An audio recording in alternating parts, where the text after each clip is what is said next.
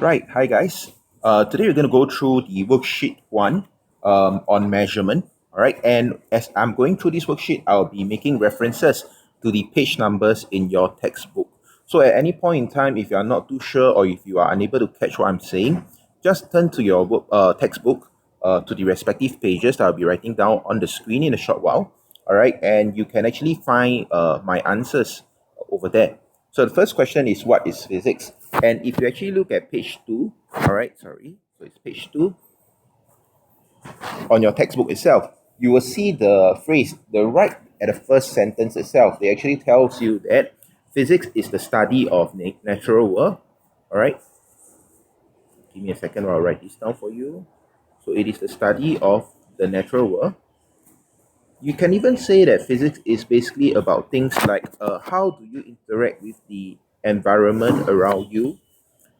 So that's why we have got a few chapters like forces, like your mass weight densities, and so on, right? And then to define physical quantity, all right, what exactly is a physical quantity? And physical quantity, right, it is actually found at page 3 of your textbook. And we usually have three key points for your physical quantity, two separate criteria. So the first criteria is that, and I'm just going to write it down in point form. All right, the first criteria is that it must be measurable. All right. So we can say that it can be measured. All right. And the second key point is that it must have a numerical magnitude. That means it must have a number. All right. So it must have a numerical magnitude.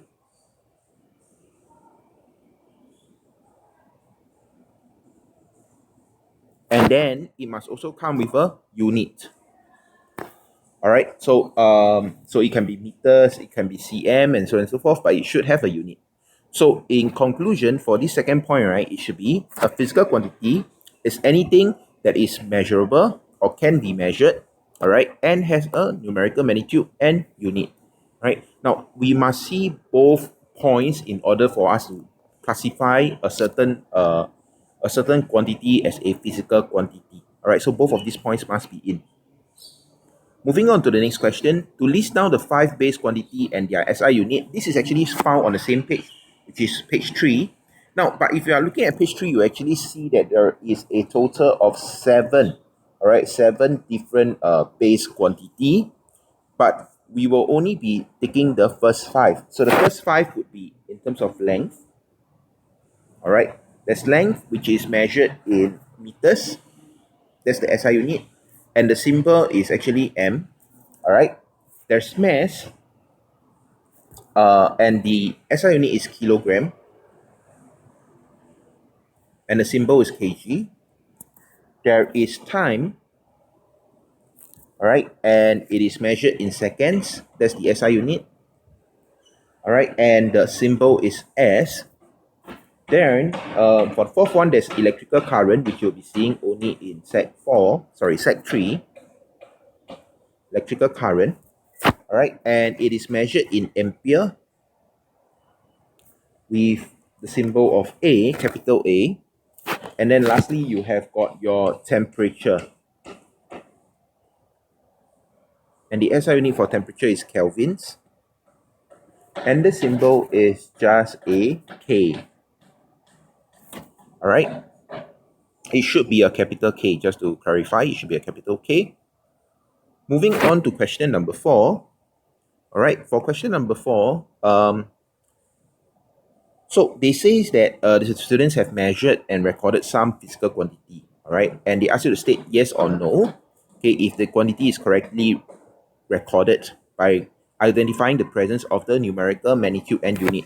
Now again, just to point out over here, so just now if you remember, we said a physical quantity can be measured, all right, as well as has a numerical magnitude and unit. So you see that these are the 3 key points, number 1, number 2, and number 3.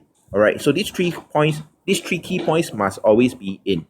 All right, so let's take a look at this. For the first example, which is A over here, it's just number 3.